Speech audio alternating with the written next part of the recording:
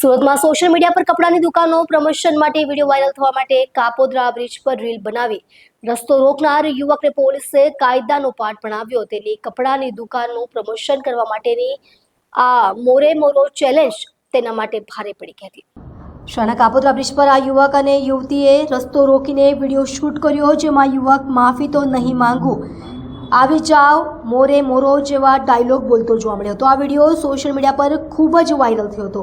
Video viral થતાં કાપોદ્રા પોલીસે તેની ઓળખ કરીને તેને પકડી પાડ્યો. પોલીસ સમક્ષ જ્યારે યુવક હાજર થયો ત્યારે તેની હિંમત ઓસરી ગઈ અને તે મોરે મોરો મારતો ઢીલો પડી ગયો. પોલીસે તેને સખત ચેતવણી આપી અને ભવિષ્યમાં આવી હરકત ન કરવાની સૂચના આપી. પોલીસની કાર્યવાહીથી યુવકે તેની ભૂલ સ્વીકારી અને પોલીસ પાસે માફી માંગી. યુવકે કહ્યું, મેં ભૂલ કરી છે, હવે હું આ પ્રકારની ભૂલ ક્યારેય નહીં કરું. પોલીસે લોકોને સંદેશ આપ્યો છે કે સોશિયલ મીડિયા માટે વિડીયો બનાવવા કે ચેલેન્જ કરવા કાયદાનો ભંગ ન કરે અને જન સામાન્યને તકલીફ ન આપે.